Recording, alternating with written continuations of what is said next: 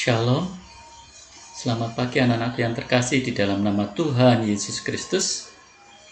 Puji Tuhan, kita bisa bertemu kembali pada pagi hari ini, walaupun hanya lewat online.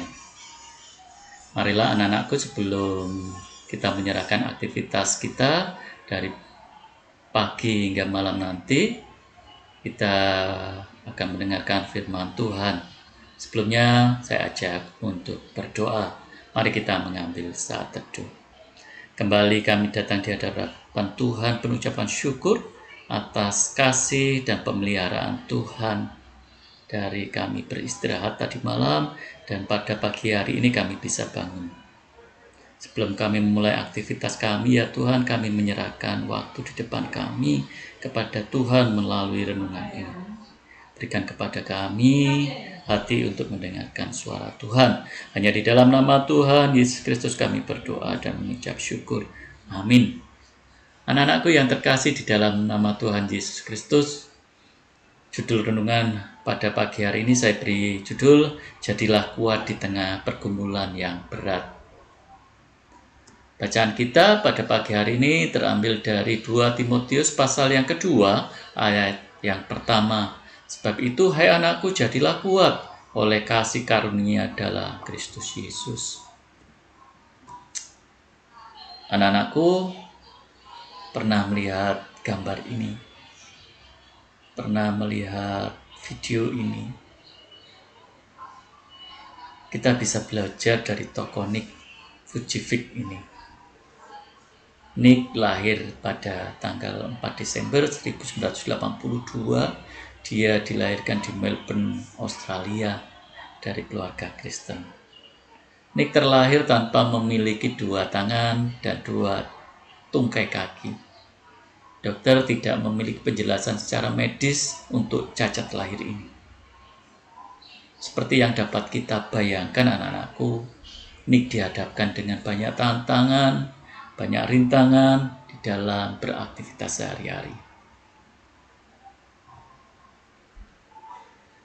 Nick tahu bahwa Tuhan tidak akan membiarkan sesuatu terjadi di dalam hidupnya. Allah memiliki tujuan yang baik untuk Nick. Ternyata Nick adalah orang yang memiliki semangat di dalam berusaha memperjuangkan hidupnya. Nick telah menyelesaikan pendidikan jurusan keuangan, sukses berwirausaha, dan sebagai motivator. Anak-anakku yang terkasih di dalam nama Tuhan Yesus Kristus, bagaimana sikap kita sebagai orang percaya di dalam menghadapi darurat corona ini?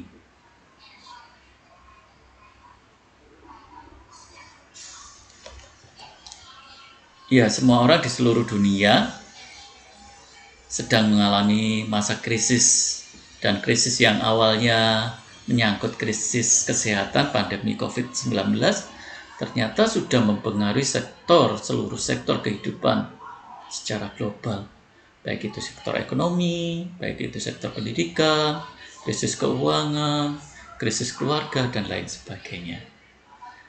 Anak-anakku yang terkasih, namun apapun situasi dan kondisi yang kita alami sekarang ini, kita tetap memiliki jaminan di dalam Tuhan bahwa kita akan berjalan bersama Tuhan makin lama semakin kuat.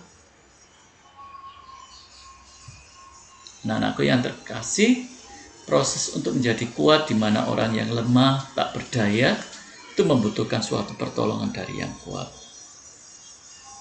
Dalam hal ini manusia lemah harus bergantung kepada Tuhan yang Maha Kuasa, Maha tak terbatas. Firman Tuhan saat ini berisikan bagaimana Paulus memberikan nasihat kepada Timotius, jadilah kuat oleh kasih karunia di dalam Kristus Yesus. Hal ini Paulus sampaikan karena jemaat sedang menghadapi ajaran sesat, kemerosotan moral maupun kemerosotan spiritual. Persoalan dan tantangan dalam berbagai bidang kehidupan seringkali membuat semangat hidup orang percaya berkurang, bahkan menjadi sangat lemah. Anak-anakku yang terkasih, tetapi di saat ada nasihat, jadilah kuat. maka akan menumbuhkan semangat yang baru. Jadilah kuat adalah suatu proses dari waktu menjadi lemah menjadi kuat. Proses itu butuh waktu, ada yang cepat tetapi ada yang lama. Anak-anakku, ketika kita mengalami berbagai tantangan dan pergumulan di bidang seluruh kehidupan kita diajak untuk tetap setia di dalam Yesus Kristus. Anak-anakku yang terkasih, untuk mengakhiri sebuah renungan ini, saya ajak anak-anakku untuk melihat gambar ini. Ya, gambar apakah ini? Apakah ada anak-anak yang bisa melihat dari sudut pandang yang berbeda? Ya, anak-anakku yang terkasih, ada yang melihat gambar ini, gambar burung. Ada yang melihat gambar ini adalah gambar kambing. Nah, dari gambar ini kita bisa belajar melihat dari sisi yang berbeda. Dari sudut pandang Allah dan dari sudut pandang manusia.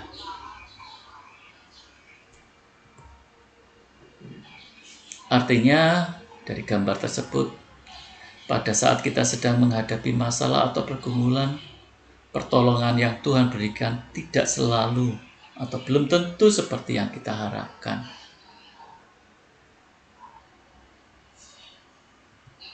Ketika sedang mengalami pergumulan yang berat, Tuhan tidak mendaki kita mengasihi diri sendiri terlalu berlebihan dan merasa bahwa kita adalah orang yang paling menderita di dunia. Tapi kita tetap menjadi berkat bagi orang lain. Bahkan di tengah pergumulan yang berat yang kita alami, kita tetap menjadi berkat. Firman Tuhan hari ini mengajarkan kita, jadilah kuat, jadilah kokoh, jadilah teguh di dalam Tuhan. Sebab kita yakin Tuhan pasti akan menolong dan menguatkan kita melewati masa-masa sulit ini. Terpujilah nama Tuhan.